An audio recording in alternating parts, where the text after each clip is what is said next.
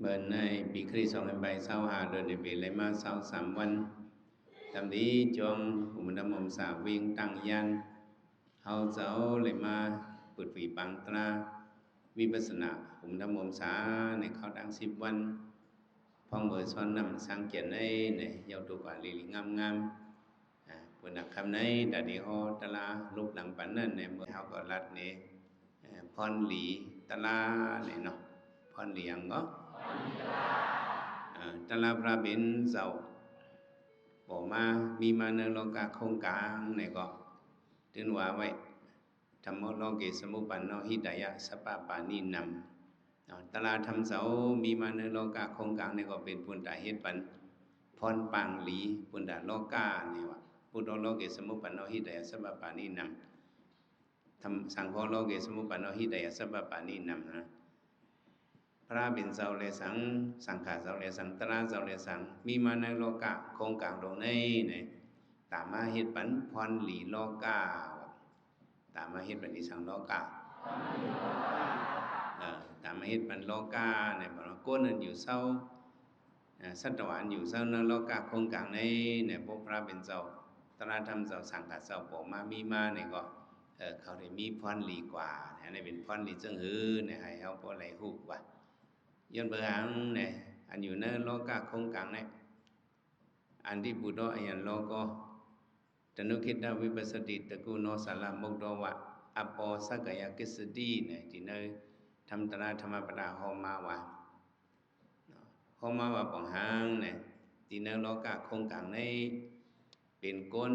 ตาหมดลำตันอำหุ่มหันโดนโดนยาว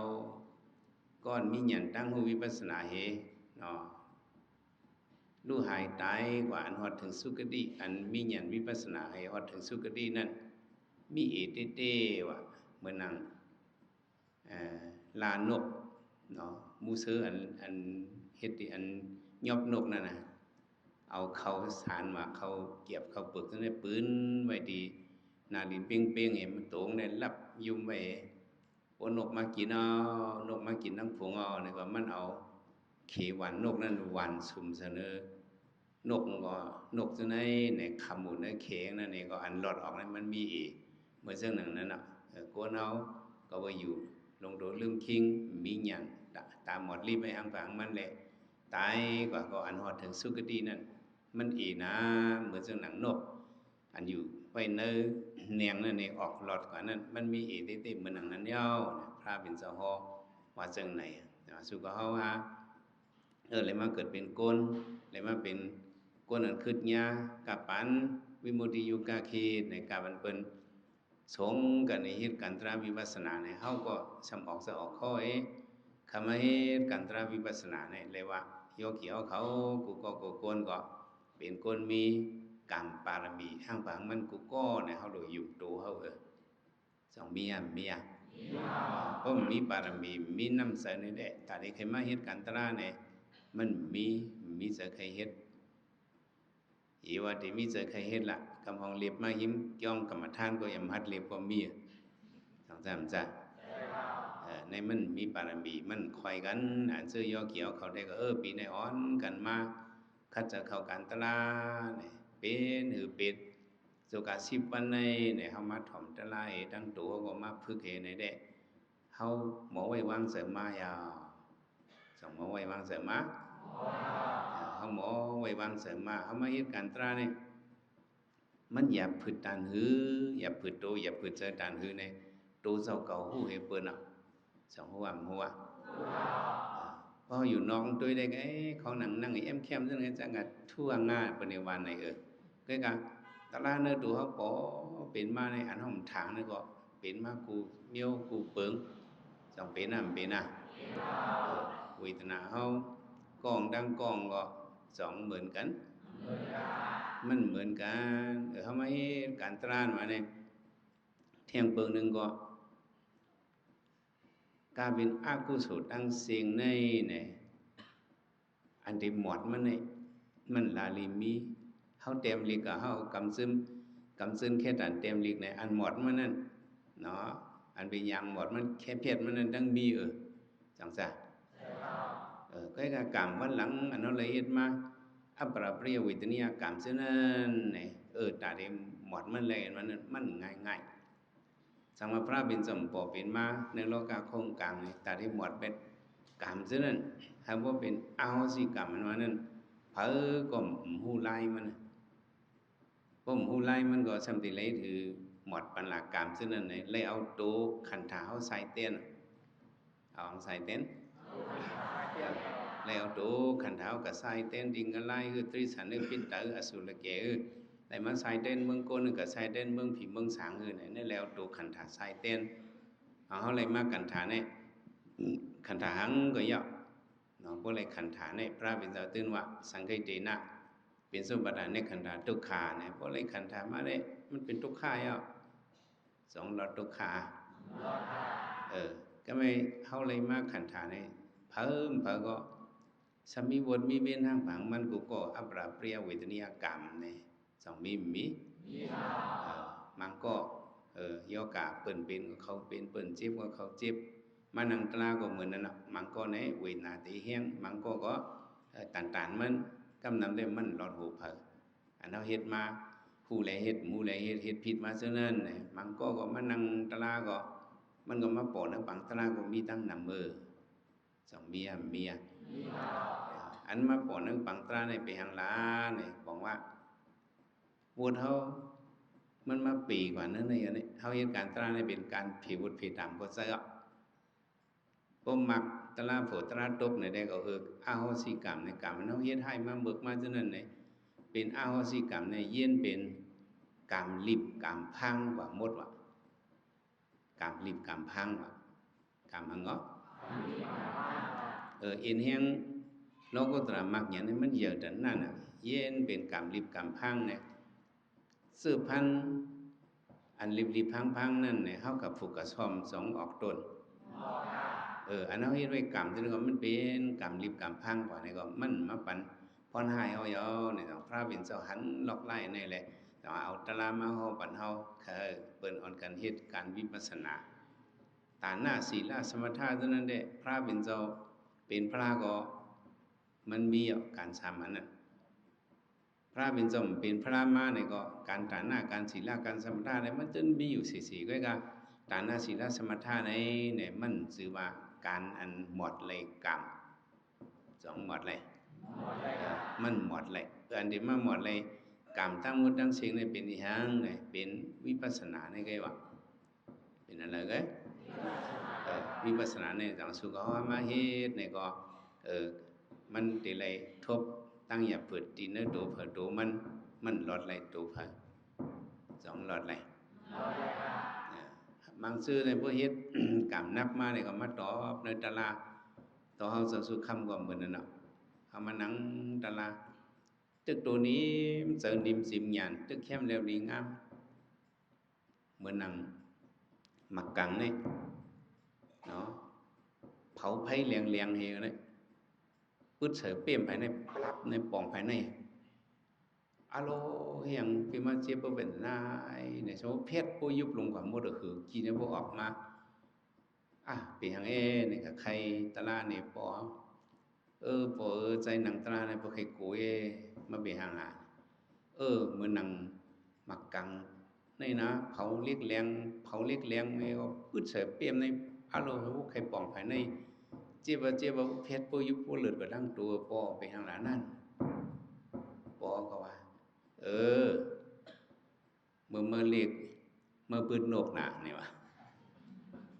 ช้ำใจอุ่นดีเนาะเขาก็กับปืนเลยนกปิดอ่อนโตงเขาก็กับปืนเตะเนาะปอกในกับปืนยาเลยนกปิดอ่อนโตงว่ะมือเมียนเอาหมักขังก้าเพราะใครเสียงตั้งถงกับพื้นไหลโดงว่ะเอาโลด้วยเสียงมันจิบในอย่างนี้เนาะเลยเขาล้ำพื้นเห็นมันก็สมเบียนเกี่ยวกับจับใส่มันนี่ก็วงเขาเนื้อยุ่มเต็นมาเขาก็กันเนี่ยได้เก็บเอาน้ำพวกขันเขาก็เลยมานกปิดอ่อนโตงตัวเดนี่จับใส่ที่เปียมในเลี้ยวเลือดให้ตายเอาที่เปิ้นเขาลูกอ่อนทำผู้สมเอาเลือดนกปิดมาตาดีโยงกังมาตาดีเมกังหมานยังไงมาแทนในมาไปหางมาตอบ nơi ta la bỏ và liao ai mà trộm nơi ta la mà này cóป้อมนั้นมันนี่แต่ละก็ตายตกอะไรแต่ก็เป็นโรคปิดหลายชาติหลายปานลูกอ่อนทำแล้วกะห้ามมือติดในว่าในมันเป็นบวชเฮาเนี่ยมันไปมันหลอดสังไปหลอดเพราะมาเหตุการณ์ตราเนี่ยเด้มันป่นกว่าเนื้อตะลาว่ะเนี่ยมันป่นกว่าเนื้อตะลาเนี่ยเฮามาสอนด้วยตั้งเฮาเดียวตัวเฮาก็ขำเป็นโรคปิดเองตั้งอันเฮามาขำมือเป็นมาเนื้อตะลาเนี่ยอันมาขำเนื้อตะลาในลีขำเปียวใช่เฮาว่าเด้ลีเป้เจอจังซั่นเพิ่มฮู้สลอมตัวก็เป็นโรคปิดเพิ่นเอากังห้ามไปติปั๊บเนี่ยไม่ได้เจ็บแต่เนื้อบ่ตายมันจือล่ะในเฮามาเฮ็ดตะลาในเฮาหลุป้องใส่อ๋อตะลาบ่เป็นมาปุ๋ยหนาเฮาเป็นมานี่ก็เฮาหลุปี้เจอเฮามีเจ้าชาลอยหังเจ้าก็ลิงเนาะเจ้าชาก็ลิงคนต่างเมืองใหญ่นี่โอ้ซ้ำลำพิษหายหนักเฮ็ดโหกนโจรเฮ็ดโหปีทุซิดเฮ็ดโหกนหายเมื่อเป็นคนหนุ่มมันแค่มีที่ว่ามันมาเฮ็ดการตราเนี่ยเผิงนางตะลาเนี่ยพวกขามปฏิญญาไว้พวกนางตะลาเนี่ยจะฉากก็หลิงในเฮียงเนี่ยคองในหลีมให้ในดิก็ลิมไม่เพชรปะล่ะลิมไม่เพชรปะล่ะพวกนั้นก็โหตัวนะลิมเพชรโมทับลิมทำจะฉากก็หลิงทิ้งอิงตรีอินแลเนี่ยมันโหงลิมเท่ากับยิบปันจะในกล่อมไรลิมให้ในดิก็มันเป็นบทขาจะสุขมันเป็นบทขาหูขาดีเยี่ยนเอาเนื้อตะลาวเจ้าผัวไม่ยังมาหล่ะเมื่อเป็นเมาชำใครนาเนี่ยว่าเฮ้ใครอ่ะยกกี่เขาจองใครนาเฮ้ใครวันนาเนี่ยจะวนจุมาหนาวเมียนเร็วยังใครคันสุกหรือก็มองด้วยใครนาเนี่ยนะมันใครนาวเปิดปอกาดให้มือกว่าจิมเมาจิมสาวบนมือผืนมือเพียวจอมตั้งดีงูเหลือมโด่งเนี่ยมันคดข่อยอยู่ไอ้เนื้อตั้งพวกเผยกว่าหิมมันจอมไข่บักเปิ้นดีกว่าจอมไข่เฮ็ดดีเปิ้นเอาคล้องเลื่อนจู้เปิ้นไข่เกี่ยวเปิ้นก็หลิงเนี่ยสาวก็จะมีนำบอกกัดมือปองนั้นมันไข่เหนียนำกัดนั่นน่ะไข่นานนั่นนะเฮ้ไข่อังคนปอกกันก็มีคนกูก็เส้นปอกกันเมื่อค้ำกันไว้เพิ่นว่าอีสังเบียงบัดด้วยงูเหลือมตั้งไว้นี่มาว่าเขาขาผีมาเนี่ยกับพันไม่ปกเฮว่ามาปิดเราเฮ็ดไม่ปกในเฮ็ดอันแหลม3เงียมว่ะเฮ็ดหลายเงียมเฮ็ด3เงียมให้ก็ให้เปิ้นก็หยอกงูดังมันปุ่นโปงูในอ่างกับลำก้อนนั่นน่ะมันก็หลิงในคัดฐานด่านคือในจอกกับไผหลังงูไว้เลยเอาไม้แหลมนั้นปักใส่คองูเนี่ยว่ะปักใส่โอ้โหในก็พร้อมกันนิดเฮ็ดเอาค้อนตอกจับลิ้นเป็ดงูหลวมนั้นเตียนบันเขาในเคียนบันเขาในเอาหางตุงลิดบันเขาในชมพูวงผู้ร่วมเอากันมากอดงูนั่นในเหี่ยมงูตายไปเลยไปนั่นก็มันมานั่งตะลาในวดมัดดอกอย่างมัดดอกมันก็น่าจิบก่อนจิบมันว่าเหมือนจังไม่ซ้ำงามเหลี่ยมแล้วมันปักใส่คอไงกว่ายักให้ไหนก็เอาลิมก็โหงในที่กว่านั้นเมืองงูติดตายนั่นงูก็ให้นั่นรู้ในมันมาขำเมืองโกนเนี่ยมันก็ขำเฮ็ดตะลาเลยคาในที่กระตกอะไรเอาพวกมาเป็นเกิดเป็นงูก็เปิ้นได้ปักโหจังได๋ติดิลิโกน่ะเฮ็ดตะลาไว้เอาเนี่ยมันก็เฮ็ดตะลาตกบ่หลอนมันจะตกบ่ฮู้อันตะลาว่ากำเลื่อนได้ก็นิ่มมากมองเห็นในก็ลิมให้แตกปลื้มในก็เมากว่าลิบลิมไปมา1เรือน2เรือนก็อันเจี๊ยบในแตกกับปึ้งในก็ออกก้อนลงว่าปีมาลอยปอเฉามันจำปีมาเนี่ยต่อมันเจ้าบ่ฮู้หันตะลามานั่งตะลาก็มังก็โหดึกเฮ็ดไหน1อีเฮ็ดไหน1ข้อหน่อยในอีเด้อ2สบ่หลอนน่ะนั้นมันเป็นวิบากกะอันนี้เนี่ยเอาตะลาเกเนี่ยเอาอังเกเอาตะลาเกแล้วโยกิมันนังตะลาก็มันก็ได้มีจิบมันได้มีเนาะมังปอกเจ้านังตะลาเมื่อนังเรียกแหลมนี่ปักเสก็โหป่องดังไผตานี่กะคุกสไลกำเดียว เมื่อเขาก็เรียกห่วงนั้นเอาเล็กกันจองให้กับปืดปลาเนี่ยปืดก็โหปลาป่องดังตานั่นก็มาตอบมันไปเมื่อไหร่สั่งมาเฮามาเฮ็ดกันตลาดเลยเฮาก็สั่งกันตกอะไรเนาะสัมติมาเปลี่ยนปลาปืนสมัยเรียกเหลี่ยมปักเฮาดิๆมันได้ขำอยากเตียกเพราะมาเฮ็ดกันตลาดตีสุดมันสั่งว่าเฮาฮอดถึงซอดปฏิมักซอดปฏิโผนว่านั่นเนี่ยโอดจังได๋มันหมางกว่าหมดอกุศลนี่เลยก็ตกเป็นงลายตริสัมปิตาอสุรเกนั่นก็มันเมียวในพระเป็นสวะติเลยผู้เป็นสันซอดปานาเนี่ยติเลยอยู่ในเมืองกลเมืองผีป่วนเป็ดเพราะว่าตั้งทุกข้าเนี่ยมันลดย่อมกันนำเหมือนน้ำสมุทราลงเยอะด้านนั้นเนี่ยเอายาเพชรกับซุปน้ำมาเพชรออกตั้งนอกซีดเพชรน้ำซีดเพชรน้ำลายเพชรนั่นน้ำซีดเพชรไอ้ดังน้ำสมุทรานั่นในอันไรน้ำซีดเพชรในตอนที่ว่ามีอินไว้เพราะเขาไล่ตลาดว่าหนึ่งบางหนึ่งฝัวเนี่ยตั้งทุกข้าวนั่นคือดันน้ำซีดเพชรแค่ว่าป้อมไปไล่ตลาดเนี่ยตั้งทุกข้าวนั่นตึงน้ำถันน้ำสมุทราตีเลยตายเกิดเมี่ยงเหิดแล้วนั่นจังว่าเหตุการณ์ตราในเนี่ยมันกึ่งลีใส่ข้อเฮ็ดเด็ดๆมือไปเท่าในลีเฮ็ดไว้การตั้งลีในนำมือไปเจ็บในลีเฮ็ดไว้ตั้งลีในนำมือไปตายในลีเฮ็ดไว้ตั้งลีในนำในลีเฮ็ดอย่าปีขั้นเนาะเพียวมือกระเฮินก็มือเฮ็ดไร5 นาทีก็เฮ็ด5 นาทีไร10 นาทีก็เฮ็ด10 นาทีของเฮาไรพึกไว้กันในป่องว่าหังป่องว่าเฮาเลยมาลงปังพึกผ่อนมันไปติมโทนเนาะนั่นไปติมโทนเพียวมือกระเฮินหลุมมือพึกแทงบ่มือพึกไอ้มือไว้แหงไว้หมังว่างหิวในก็ปีที่มาขึ้นมาเก็บเฮ็ดในก็แฮงมันบ่จันกันอย่าไปให้มันเป็นจังนั้นแค่ยกอีกเขามือในก็มือเฮ็ดให้มันเป็นอาศินกรรมไหว้มาดิจอมเฮาก็ตั้งไม่แฉวเขาบอกยีรุ่นเขาอุดกันไว้เขาได้มาเฮ็ดอาศินกรรมว่ะเฮียงเนาะอาศินกรรมมังซื้อสมหูดิปองสันติว่าอาจิงนากรรมนี่อาศินกรรมนะการนั้นเฮ็ดกูวันน่ะไว้อธิษฐานนี่1 วันเฮาได้มานั่ง1 ชั่วโมงกูวันเนี่ยอันกันมาตั้นก็มาตั้นก็มาในมันเฮียงในเฮาหางเฮียนไว้ตามื้อหน้าเฮาได้รู้ดีหายดีตายดีค่อยขิงแล้วเข้าแล้ววันแล้วจังเฮาได้ฮู้เพราะอะไรเฮ็ดอาศินกรรมไม่ในได้ก็เฮียงตะลาเฮา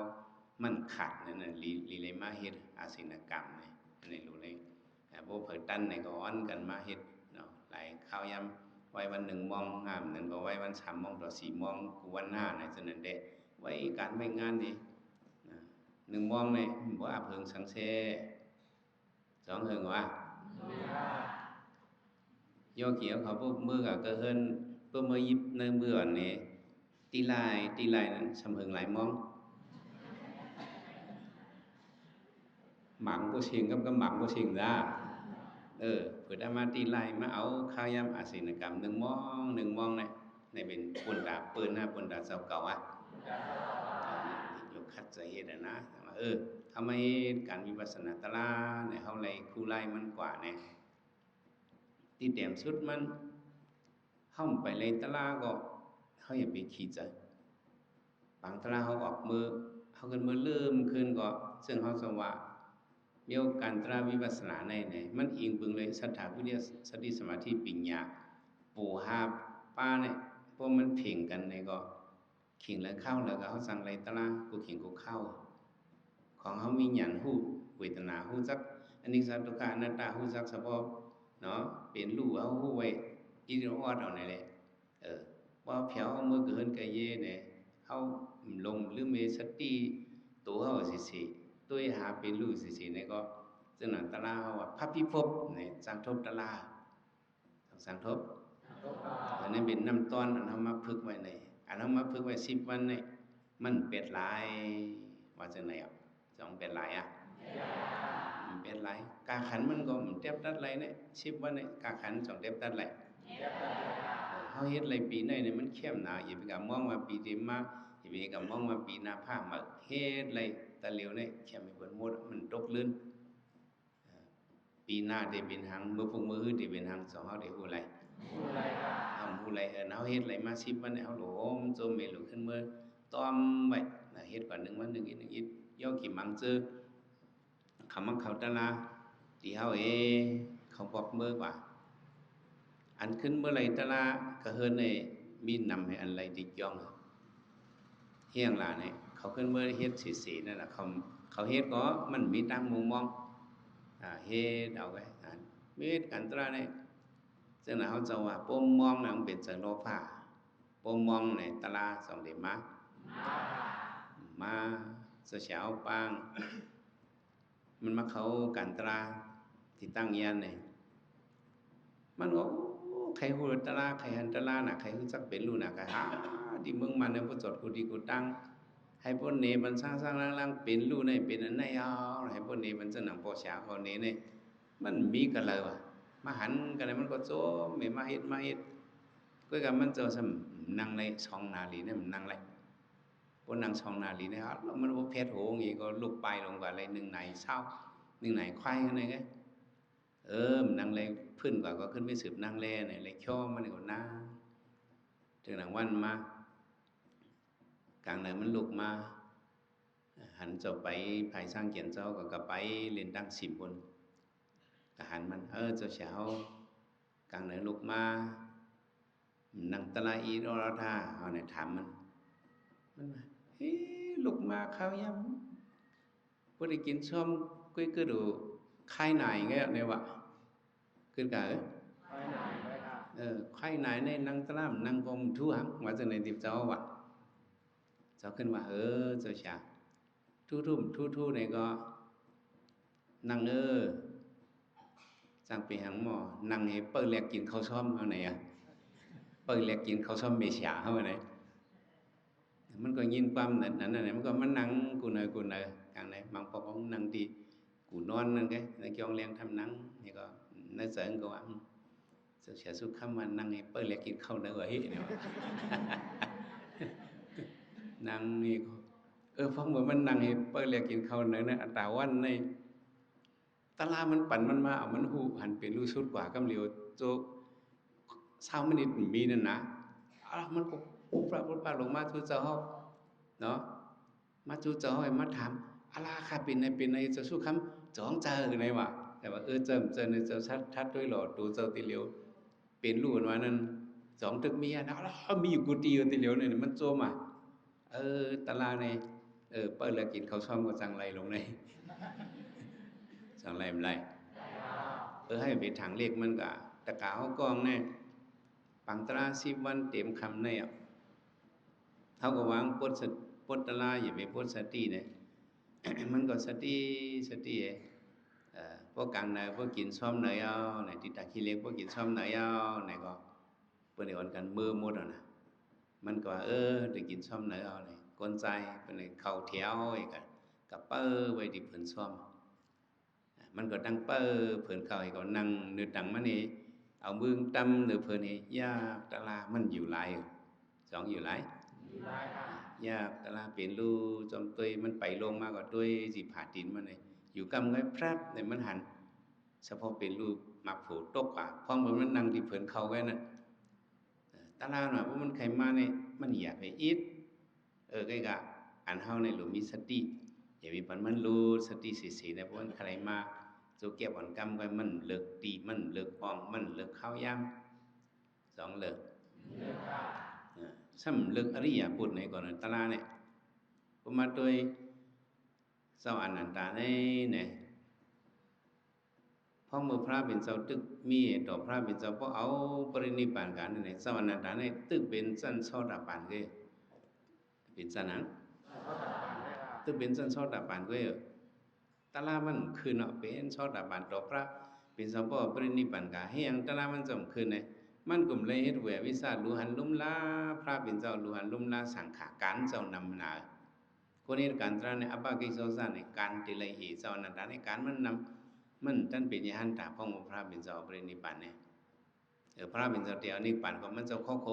เมกะให้พ ระเป็นเจ้าเดี๋ยวนี้ปั่นไปเท่าคาติกัดใจเยอะหังอันนั้นตาอย่าไปเจอเล็กพวกก็พระเป็นเจ้ามีในก็ตะลาก็84,000เฮงนั่นที่เป็นสลาซัวในพระเป็นเจ้าอันนั้นเอาที่ขึ้นตังตัวเขาเขาตะลาปันสู่เก่าในมือก็มีตัวเขาในก็ได้สู่ได้เลยหันพระสู่เลี้ยวก้อยพวกก็พระเป็นเจ้าเอาปรินิพพานเขาสู่ได้เลยหันพระ84,000เฮงเป็นตะลามันเจ้านั่นน่ะเป็นอย่างเจ้าตลาเจ้าเนี่ยที่เป็นเสียสุกว่าเนี่ยมันก็เป็นเจเล็กมันเลยเห็นแหววิสาล้วนลุ่มลากับพระมาเมื่อเจ้าก็ที่เป็นยาหันตายอยู่ในพระเป็นเจ้าลัดมันในความอันไหนถึงที่วันสร้างเกี่ยวเผาไผ่พระเป็นเจ้าเย้าเนี่ยโหหวามาเจ้านันตาข้าวยำเดินหก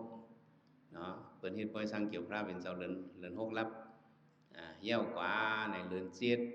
ตั้งเลินเปียด15 วันจะไหนเนี่ยsauนั้นđàn này mình tán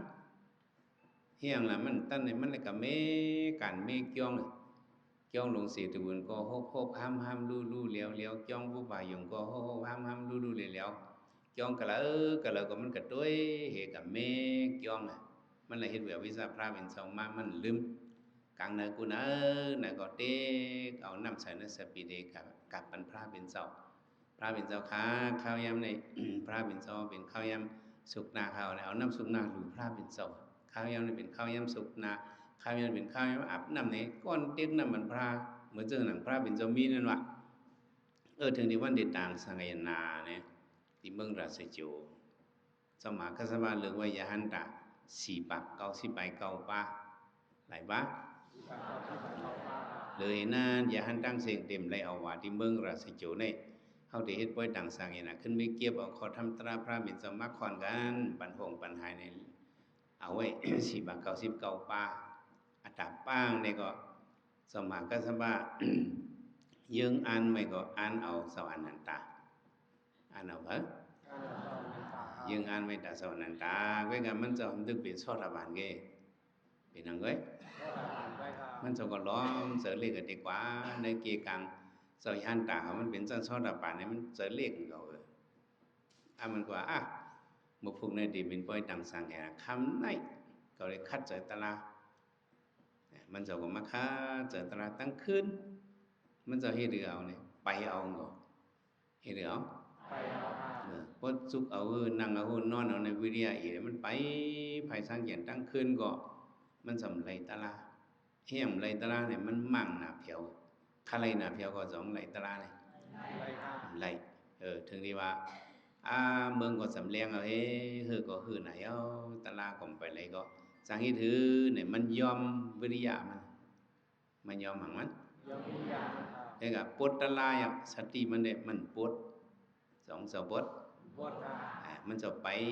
กว่าร้อยกว่าหิมกูนอนมันจะน้ำเมืองก็สำเลียงเอากะหิมกูนอนมันเนื้อเสือว่าเฮ็ดตลาดมาไปมาตั้งคืนน่ะก็หรือเก็บเล่กำมาบนเมืองเลี้ยงปลุกกับเขาเนื้อไปดังสังขารนายผมหรืออีกก็กินเข้มมันจะกับนอนกับเพียวที่กูนอนมันจะกูปิดอ่อนจะติดสูงหมอกคืบไปเท่านั้นกับกูนอนอย่าหันเขามือกูบอกแล้วมันเลยสูงมันจะเอานั่งเสือตีเนื้อกูมันนั่นเนาะตีกลางกูมันนั่นหนักเดี๋ยวก็เกิงตัวมันจะจูcương có hồn chú mòn hổ cương chú hẳn bởi nên có mình rồi len tín có dục khinh dục dàn lín vậy phải theo nữ phạ tín dục dàn lín phải theo nữ phạ có hồn rồi cương phải tránh theo mòn hổ phongเหมือนนั่นน่ะมันปวดสติมันปวดหังมันปวดสติมันสติเกิงก็สติด้วยตัวมันเนี่ยphongเหมือนนั่นก็พรับเนี่ยมันจะอะไรsegera kami wa anakami wa arada pun lain telah kan mufong dot area pun pai suk nang non cho nan da ne với nang có phápมันจะเป็นยานตากันตราก็ยอนะมึงก็เลี้ยงมันก็สุกนะลังตาเปิ้นเฮ็ดไว้ดังสังขยนาเนี่ยสวิหันตามังชื่อว่าเฮาได้ดังสังขยานี่มีไอมีนไว้ป้างในนี่มีทางคำว่ามีกิเลสมีนังเขาเอาเนื่องจากว่าที่ป้าเจ้านันตามาต่างสมเขาป้างในมันสิยหันตาเข เขาใครว่านั่นมังสมังป้าเจ้านันดาอ๋อนั่นคือเขาได้ทางพิษเก่านั่นเนี่ยมันเจ้าจ้ากว่าที่ป้อยดังสังขยานั่นเนี่ยมินกับเนื้อผ้าก็มันจมมินไปลินก็มันจมไปเจ้านันดาในดีกว่าเนี่ยข้าวย่ำปืดปางนั่นเนี่ยมันเจ้าลำลินเอาอ่ะท่านโค้งเจ้าเนี่ยลำลินเนี่ยกับพุทธปอดใส่ดินนังมันก็อ่อนเบิดรถน้ำมอเตอร์ไซค์นั่นเฮ็ดเป็นป้อยดังสังขยานากว่าแต่ว่าตะลานว่านั่นเด็กมันเลิกดิ่มเลิกข้าวสนะเฮามีสติเปิดด้วยมันละมันจังไรกูขิงกูข้าวอ่ะพี่สาวเฮาเมื่อกับเฮาไรเนี่ยก็เฮาไปจะเล็กกับหึงก็เฮาได้แล้วเฮ็ดดียิบเครื่องยิบหลีเฮามือจำตายมือจำมั้งจองเฮาได้รอดสิก็รอดเตะถือตายก็สมหูจังจันtôiรู้มังเจออิงสันนี่เตียงตายไปนี่ตายก็หูที่ก็ปิดรถการตายหูจังมาล่ามเลยcáiก็เป็นมือเฮาจำตายนั่นเพราะคุกสะเลยตะลาวไหนก็เฮานอนเอาแค่เฮานั่งเอาแค่เป็นถือแก้วเฮาคุกสะเลยโอ้เวทหนังปอมาก็ตันยับตะลาเนี่ยอันนั้นก็เป็นน้ำเมียเฮาเป็นที่สั่งเฮาเฮาอย่ามากันไว้10วันน่ะรู้เย็นกันเกียดเกียบอรู้เย็นกันขันทีปานมีขึ้นงักคือพดแดบเฮาเย็นไว้ในก็เฮาหมอไว้วางใจรู้เฮามาเฮ็ดการตรานี่จังซั่นกูบอกในพวกเจ็บในเขาออกตัวซาอันนี้เด็เจ็บมาเนื้อตัวเขาไม่จังออกตัวซาดอกพักเขาเลยยื่นมาในลองยื่นกันขันที่เขาก็มีมาพอถึงเขาจำได้รู้หายใจค่อยมาเขายักตะลาให้ตาย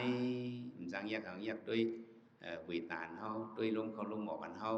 นิ่มตัวนิ่มใจเขาใจจับลูกลังนั่งมีหางพอตัดเลยแต่ไหนก็มันแค่หมอกจังได้ไม่จังมันก็เนี่ยเพราะมือใส่เจอขัดนั่นเองไล่ตะลาก็มีในพระเป็นสกอตื่นหอเพราะอยากตะลาตายกว่าจัดในเป็นพุทธศิลป์ตายพวกขึ้นกับพุทธปองเมืองพีเนี่ยเป็นอริยาวะอันนี้ตะลาเนี่ยมันใส่อะไรแต่ในการวิปัสสนาเนี่ยพิกสมัมไล่ตะลาก็ไปหางเมื่อปานพระเป็นจองก็มีสยานปางมันจะก็บ่อยู่ลีหนาวจุนเนี่ยก็บ่อยู่ลีcái cảมันจะก็จังใจเยอะhàng ngàyมันจะนั่งตะลามันจะอย่างเนื่องจะก็เหลือไม่ต้องก็คนต้นก็ให้ต้นหักจังก็จ้าจังก็มืมจังวิธีหลับใจอย่างนี้แหละมันจะเอาตะลาอยากใจมันเอาhàngอยากใจนั่งตะลานั่งไข่ขดเอาในลีงามๆเห็นนั่งไงก็เพราะเมื่อนั้นในเอาจะหล่อนกว่าเบ็ดเพราะเมื่อนั่งตะลาหล่อนกว่าข้าวเหรอข้าวดึงนั่งแยกตะไลเอาหล่อนกว่าไปดีกับเมื่อพุทธปอกเมื่อผีดับเริงสาก็เร็วกับเมื่อพุทธเป็นคนผีเป็นกำเร็วเมื่อพุทธปอกเมื่อผีดับเริงสาตึกนั่งตะลาวะเฮ้ตึกเหี้ยงตึกนั่งตะลาวมันก็เหมือนตายินเสียงมองโอยเว้ยนั่นเสริงว่าในคนมาหาเฮ็บหือมาหาหมอกหือมาหาพัดมาโม่จอมหิมจองเถินก็ในอยู่จองเถินหน่อยเด้อเสียงในโม่จิโจเสียงนางยิงอ่อนในญาเด่มจะนางผีเหียงป่ามาอุ่มล้อมมันไว้เขาก็มาด้วยเจ้าเขาผูเขาปอมาเขาก็จมที่เดี๋ยวนั้นตึกนั่งสมาธิอยู่ละมาเนี่ยนั่งผีมังเจอว่าที่ถือลาดจึงก็มันđắc xiênมันก็gì mua ấy mua còn khâu sẽ này dắt ta lao thì đi quê vậy nên năng thì con anh lắc lẹm nên rằng mà hết có phố nàyเป็นmuốn châu thácเอาเนี่ยวะ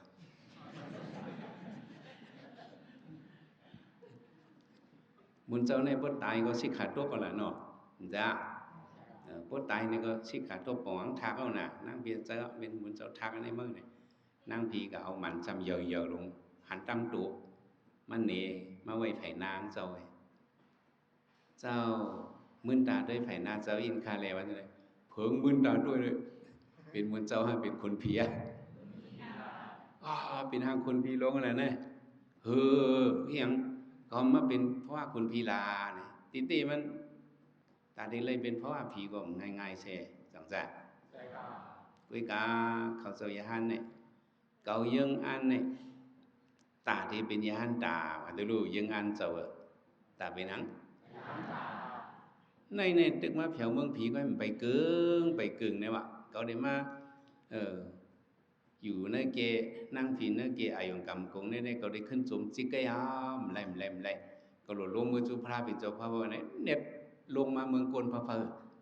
ลงมาย้อนถ่อมตลาพระเป็นเจ้าอ๋อตลาปานนี้มันจะป่องใส่เป็นชอดบานกว่าก็ไหมนางผีจะมาถ่อมเจ้าเป็นชอดบานโมเดียวเพราะนั้นก็เลยตั้งเสือเอาดูก็ไหมจำได้ขึ้นมือจามเมืองผีบุญต่อถึงวันเมื่อไหร่กะคนผีป้านั้นได้ก็này lấy ta la go how tu dia phwa nan chang lai ti phwa ti liu ne bo het kan ta ane bun hong pathama phwa hong waอันดีกว่าสัตนานั้นห้องว่าตุติยภาวะในความหลีกเขาว่าห้องว่าตุติยภาวะสัตนานั้นเป็นตุติยภาวะสัตนานั้นเป็นหยังพดแห่งจัดมาห้องว่าตติยภาวะให้ในกว่าตุติยภาวะนั้นว่าเฮาเฮ็ดไว้สัตว์ในเฮาไหลตะลาวันไหนเนี่ยตุติยภาวะนั้นเฮาจังไหลตะลาเนี่ยเหมือนซึ่งคนพีนเฮาลันมาไกลนี่ตุติยภาวะมันไหลตะลากว่าเฮายามเฮ็ดการตะลาเฮาตายในตะลาเนี่ยก็ฮอดถึงที่สุคติเมืองผีก็เฮาจังกระถ่อมตะลาเฮาบ้าวาสนาตะลาก็เป็นคนผีนั่งผีก็มันก็ได้บ้าวาสนาให้ถ่อมตะลาพอถึงวันดีวันเหยือวันหลงวันล่างที่สลบสุธรรมาเนี่ยคนผีเขาซิเนี่ยเขาตบปนพ่อนกันมาฮอดตะลามาหวังเชื่ออยู่เมืองกวนในยามหมอฮอดตะลาฉะนั้นเนี่ยมังชื่อก็เขากับเพียวที่เมืองผีทุกสีตาสรุปไหมดับเด็กสายยามาทุกสีตาเขาเป็นคนผีเขาก็บ้าวาสนาฮอดตะลาเขาคนอินเนี่ยหาปังมาเนี่ยหาปังเนี่ยเจ้าป้าเนี่ยมาฮอดตะลาบันอินเลยเมื่อสู่อยู่เมืองกวนสู่ยามฮอดตะลาเนี่ยอันนั้นเลยเอาคุณพ่อเนี่ยมาฮอดบันพวกกับเพียวกับปุ่นเนี่ยก็เขากับถ่อมตะลาก็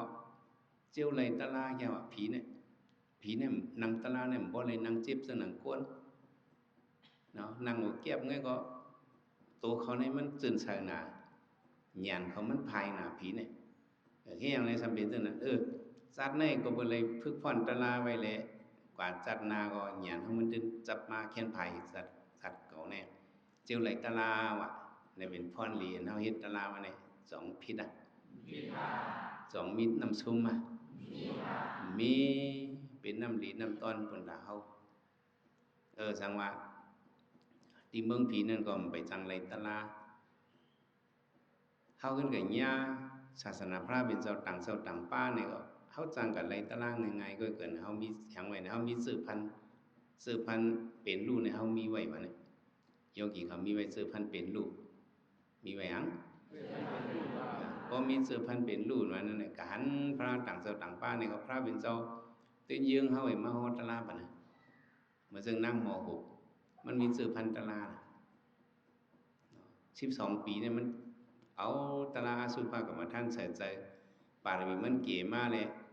นั่งมันก็ในติดเลยตะลาวันตายก็ถึงมาในไกล30อยู่สนานในพระเป็นเจ้าเอาสันตะโกยย่อเคียงกับช็อตมันนั่งน่ะยืงอันก่อนมีบารมีก่อนมีหยังพอมีสืบพันธุ์มาในแหละพระเป็นเจ้ามาด้วยถึงเขาด้วยเจ้าสุรปานเนี่ยสัตว์ก่อนวันหลังมันจะเป็นเจ้าคำขี่จ้างเลียดไม่น่ะเขิงจะออกมาเอาพาจิตเผือกๆมันจีดหน้าผังพาจิตเผือกนั่นเก่ากว่าเป็นยังไงเก่าเช่าว่ามองกว่ามันหันพาจิตพาจิตมาเผือกเตี้ยๆหน่อยนั่นมาจิตเหือกเอาเก่ากว่านวลกว่าห่างผังลู่กว่าเนี่ยหันอันนี้ซะสิญญาห่างผังลู่กว่าว่ะห่างผังแบบนั่นเป็นอันนี้ซะสิญญานั่นเป็นชื่อเป็นลู่นั่นน้ำห้ำชื่อกำก้อยนั่นน้ำอะไรกำก้อยน่ะย่อกี่คำมานังตาเนี่ยมันการหนึ่งกำหลงอยากเป็นลู่คมมาหายกะเกียนมาหายกะเนี่ยเขาหันเป็นลู่เนี่ยมันการหนึ่งกำ2กะสุรปันเนี่ยหันกำเหลียวก้อยพระจิตเนี่ยมันกึ้มห้อยเนี่ยถึงว่าจัดกำเลือสุดมาเป็นสุรปันพระเป็นสมมาปันตลามันมาปันหัง ปัตตลามันเนี่ยพระเป็นเจ้ามันมีไว้อุปนิสัยวันหลังมันนั้นเลยด้วยภาษิตมาเลยด้วยอย่างพระเป็นเจ้าเอาพูดตะโกผ่านเฮ็ดภาษิตขาวผืนในปันมันเจ้าสุรปานกำปันเมื่อทักปีไอเมื่อใครเมื่อทักก็มันเป็นศาสนาเก่าเว้ยเอาภาษิตในเฮ็ดเป็นตลามาเลยโพดด้วยภาษิตขาวมันเลยอสารากระไดเนี่ยมันเจอนิมมันก็ด้วยภาษิตพระเป็นเจ้าปันเขามาเนี่ยจะจับภาษิตหล่นมันนั้นพระเป็นเจ้าว่าให้มันเจ้าหนุนนิดเลนให้มันเจ้าสีเลนโทเลนหนูนิดกับหนูนิดขึ้นถูที่กับถูที่ขึ้นระซอดนะว่ามันเป็นมูลเป็นพองเจ้าก็อยู่ได้เนี่ยเมื่อมันไปเลี้ยงมันจะอะไรภาษิตเปิดก็ส้วมหนากับทุทิศพระเป็นเจ้าปันเขามาในมันถูทิศระซอดนะเพราะว่าให้นั้นเมืองเลี้ยงมาบึงก็โกนมามันจะด้วยภาษิตมันนั่นเนี่ยอันขาวมือไกลนั่นเนี่ยคือว่าเป็นอังวะคือเขาญาณสองอันนี้มาซ้อนกันเลยญาณอันนั้นไม่ได้ก็สัมสระอันไหนด้วยภาษิตมือเป็นเจ้าหอกข้ามไม่ตั้งขึ้นมาเป็นเจ้าสุรบันญาณสองอันนี้ภาษิตในห่างผังลู่กว่าห่างผังเป็นอังวะตลาดสุรปันในแก้มไว้เนาะมักตลาดปวดตลาดโตเก มันจะเป็นยานตากว่ากำเหลวนั่นมันเลยมีเจื้อเป็นรูไว้มีอย่างไว้พวกมีเจื้อเป็นรูในพวกกันญาพระต่างสู่ต่างป้าก็สั่งในตลาดยานมังสมังป้าเขาทบญาปันพระเป็นสองกัสปะเขาเลยคัดเจอตลาดมาเนี่ยเขาขึ้นมาเพียวปานพระเป็นเจ้าโกรมาในก็เขาก็มาเป็นยานตากว่าหมดเฮียงหลาเนี่ยเขามีชื่อมันไว้มีอย่างไว้ว่าสุกก็มีชื่อมันไว้ในก็เขาในไหลไว้ชื่อพันแต่ที่ออกมูลป้นเราเนี่ยเขาหลุดจมตู่เขาจังจังหลุดจมเอากุ้งเอามูลเขาเลยมาเฮ็ดย่อกี่มากคำหยาบซิบวันในกึ่งกามันเอาเขาได้ตื่นอ่ำเนียงเฮอีดอกหรือว่าเจอแต่ไหนโยกีเขาชิบวันนั้นปนมานั้นสองเนียงอย่าเป็นเนียงในมีกาขันตาเขาในตาสันสาวเนี่ยเขาในไรมาหูเจอเป็นรู้ไว้เอาไปไรตลาก็ไว้ก่อนเมื่อเฮ็ดเกิดเฮิรนก็จังไรเกิดเฮิรนนั่นก็ตุติยภวเนี่ยก็จังไรนั่นก็ปัญญาศาสนาพระเป็นเจ้าต่างสู่ต่างตัวเนี่ยก็เขาจังไรตลาไงลมก็กำผาโลกาในพุทธบาทตรงระบตาที่เป็นพระหนึ่งสู่หนึ่งองค์นั้นก็นั่นเป็นนั่นมีนสองลาลีมีกำผาลิบกำผาห้ามอันห้องว่ากำผาศูนย์ตรงยากกับบาทมันนำวันเนี่ยบอกว่ากำผาศูนย์นั่นบอกว่ากำผาอันพระเป็นเจ้าเป็นพระเย่าก็หลายก็มันก็มีการตานายการศีลการสมถะอันเรียกว่าการวิปัสสนาเนี่ยมีพระเป็นเจ้าว่างกำผาพระเป็นเจ้ามีนั่นเนี่ยมันน้ำวันนั้นทรงยากกับบาทบนห้องว่าเพราะเมื่อนั้นสังว่าเขาสมัยไปในตลาดเขามีไว้เสื้อพันเป็นรูนะเขากับญากับปันทรงญากับผานั้นกับผาศูนย์หลงนั่นเนี่ยก็อันเขามีไว้เสื้อพันเป็นรูในมันดีเก๋ขึ้นที่ข้างกุ้ยมันวะมันได้เหี้ยข้างกุ้ยในกรรมคำปฏิญินเท่านั้นก็ว่าอันดีเก๋ขึ้นมาแลวิปัสสนาญาณตลาดทุในซ้ำในสองว่าญาณปารมีซื้อพันหันอนิสสะสิญญาทุกขสิญญานัตตสิญญาและขนาดซึ่งนั่นเนี่ยมันอยู่เป็ดหลายโกนก้อนนั้นมันก็เป็นโกนเงาก็เป็นผีคำมันได้มอเอาใส่ลองอ่ำมันกึมเนี่ยมันเลยซื้อพันมันกว่าแหละมันก็หันอันรู้อันแล้วก็มีมันกึมห้อยมีรู้แล้วแรงลายห้อยเนี่ยมันหมอไว้วางใส่มันในปากมีมันเนี่ยเก๋ขึ้นมาสังว่าญากำผาศูนย์ตรงญากับบ่าว่าไหนถึงพวกกวนมีเจอพันเป็นรูใน ตีเป็นปิสิกปุถธาวะตีเป็นนังปิสิกปุถธาเนี่ยตีเลยก็เป็นเพราะว่าคนใจเหตีเลยก็ผู้หันตลาหังกวยมีเสียอันห้องว่าปิสิกปุถธาในห้องว่าพระอ่อนในก็ว่าก็กับปิสิกปุถธาในเขามักตราโผตราเขาไรหังกวยเขากวยกะเขาเจ้าอ่ำขึ้นหมอฮอในเปิดให้เปิดป่องเสเป็นดูคำหมอฮอสมมาสัมพุทธพระบินเจ้าเดหมอฮอในเปิดแต่ไป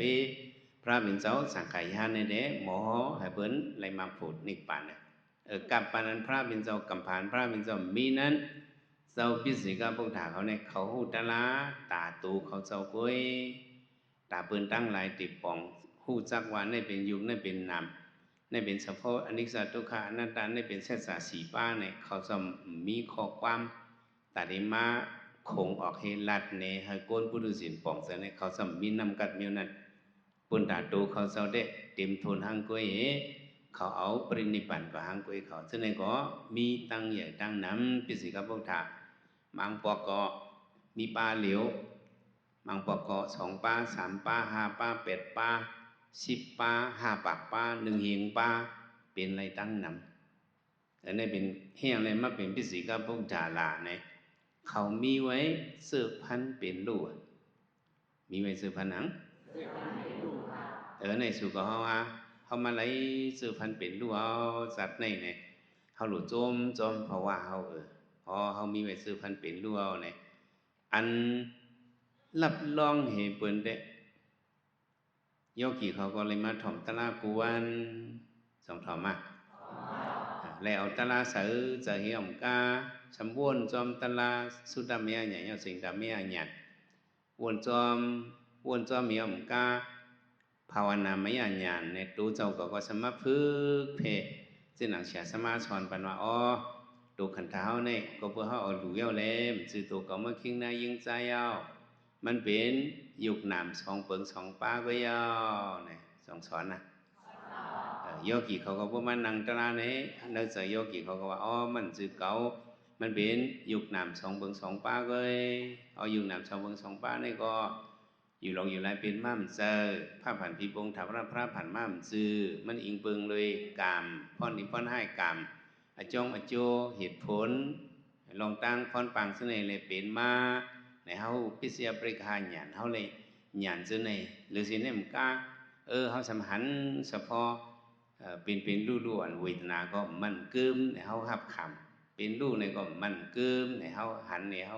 ยืนหับไปมิวมันกึมเตเฮอนิจจทุกขังอนัตตาเป็นอังตระพระบินโซเฮาไว้เตเฮเนี่ยพวกเฮาไล่ไว้ญาณอ่อนซึ่งไหนเนี่ยอันนี้มังโซชาทักราเขามังโซในต่างชื่อว่าสุราโสดาปันว่าก็สุราโสดาปันมหาโสดาปันนั่นเนี่ยเป็นตกมากตกโผติเป็นโสดาปันอันเสียดมันมาโสดาปันอันว่าสุราโสดาปันเนี่ยเป็นพวกกวนหู้จักยุคนาเมหู้จักลองตั้งพรปังอจงอโจเหสมุหันลักษณะนิสัตทุกขานัตตาอันในห้องว่าสุราโสดาปันห้องว่าสุราโสดาปันพอพูดถึงแต่ในเนี่ยก็โกนเนี่ยประวัติตายปฐมประวัติสัตว์ในพจน์ตายกว่าเนี่ยอันกว่าที่ทุติยภาวะสัตว์นานั่นเนี่ย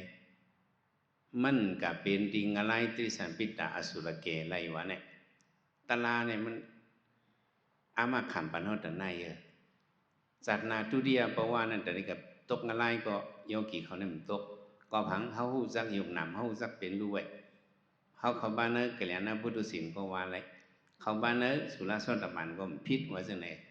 ก็นั่นแหละทุติยภาวะเนี่ยมันกว่าเพียวงลายตริสันปิตาอสุรเกเนี่ย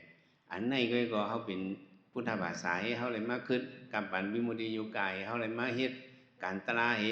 ในตาทุติยภาวะนั่นเด้เขาเลยไม่เจอว่าจังไหนเนี่ยซึ่งเลยเฮ็ดการตลาเนี่ยวินิปาตาเพนว่าเพลันป่องลันเป็นตายตีกว่ากันเลยเนี่ย2 หูไร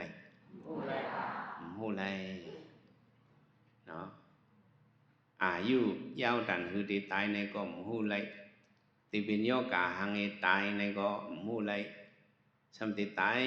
khiển lợi khao lợi càngวันcàngขึ้นcàng nở ha khiển lợi khao lợi có hư lấy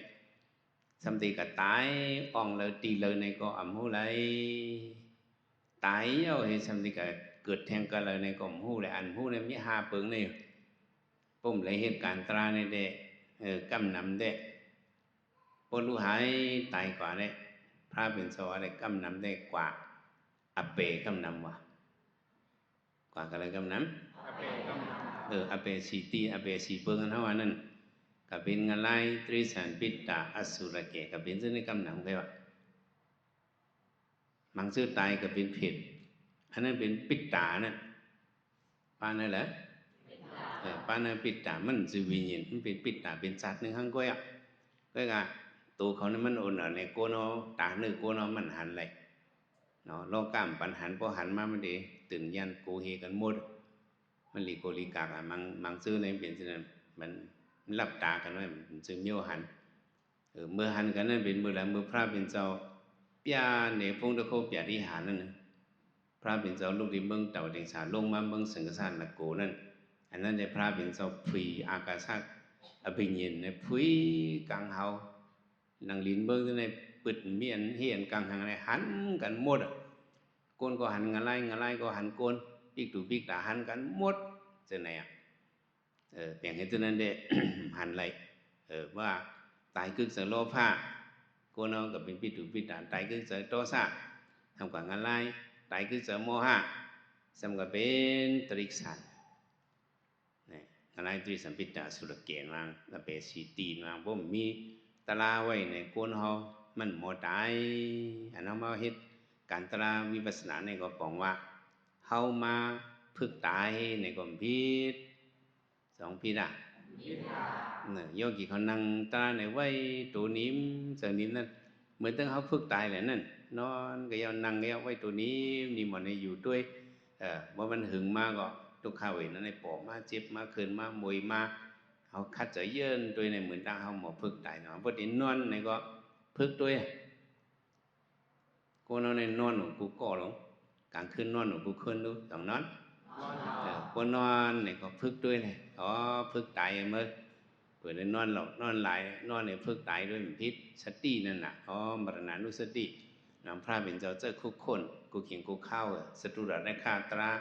สี่เปิงอันนั้นหรือเล็กคุกคนกูเขียนกูเข้าอันกันว่าจอมอินแหละปุดมิดอามาตองไว้ตาอารักขาสีเปิงปุดมิดอามาตองไว้ตาอารักขาสีเปิงตลาอันเปิดปาเฮาเนี่ยมีเสียงว่าหมายนึงเนี่ยพูดมันเป็นพุทธานุสติหลวงคู่คนกลุ่มคนหมุนเงาพระตื่นมากันนะคู่คนกลุ่มเงาพระตื่นนอนกวาดตาไปตั้งคู่คนกลุ่มคนหมุนเงาพระเนี่ยพุทธานุสติมิตรอันนั้นเป็นมิตรตาหรือไว้ใส่เมตตาหรือไว้ส่งเมตตาไว้ว่างกูคนนั่งสนวัดตั้งสิ่งหลักคำว่าในตัวใจเสื้อสารในหลวงมิตรใส่เมตตาเนาะปุดมิตรเนี่ยเป็นอสุภกรรมฐานแต่ในหู้จักว่าตัวเขาในเป็นตัวเน่าตัวอสุภาเนี่ยปุดมิตรมาเนี่ยเป็นมรณานุสติแต่ในคู่คนมรณาสติอันในตั้งตายในนะครับแต่ในคู่คนพอดีนอนมาเนี่ยก็โกนเอากำนำพอดีตายเนี่ยก็พอดีเขานอนตาหายก้อยว่านอนเห็นก็ตุ้ยตะลาให้บ่หันเป็นลูกเดียวที่ผัดที่เน่าตุ้ยเขาตัวบ่เผียวเนื้อตองเนื้อใส่เขาตัวบ่เผียวจิกหูเขาถ่อมตุ้ยให้มันหันเฉพาะเป็นลูกวันไหนเขาพึกไว้จนในกูวันเด็กก็พอถึงขิงข้าวมันมาเนี่ยก็เขาตกลื่นเขาตันวักตะลาอะไรเนี่ยตันวักหางอะไรก็พังเขาสำวักอะไรเนี่ยก็เพื่อเขาเฮ็ดอาศินกรรมมันน่ะเขาอย่างเขาพึกไว้กูวันกูคำเนี่ยก็กึ่งกลางคึกคักเปลี่ยนมาเนี่ยก็จะเขาเนี่ยมันเด็ดจับหางเนี่ยจับตะลาเลยจับหางเลยในเขามาเขาปังตะลาเขาดัง10 วันนั่นตีสุดมันเขาเนี่ยมันเข้าบ้านในสันสุรสดาปัน ตัดตู้เนี่ยเพราะว่านั่นเด็มันตำเสียวะเนาะก็ในแหละหนังเงินบ่ได้เป็นหมาชอดปานนั่นเด็เอาเขียวมือก็ขึ้นก็ยีก็มือพึกอะไรเป็นอาศินกรรมในเราสอบให้สั่งในเนาะกูก็กูโกนกูจะกูป้าที่บอกใส่ไว้มือตั้งเงินตั้งเย่ในก็มือคัดใจตราจูเก็บจูกรรมในก็อะไรมีหยันเล่นเสียวสู้วันถึงบางหยันพวกหยันที่เป็นรู้สุดบางหยันพวกหยันพูดนั้นง่ายๆล้มๆขันๆไว้ๆสักกรรมเลยตาเนาะ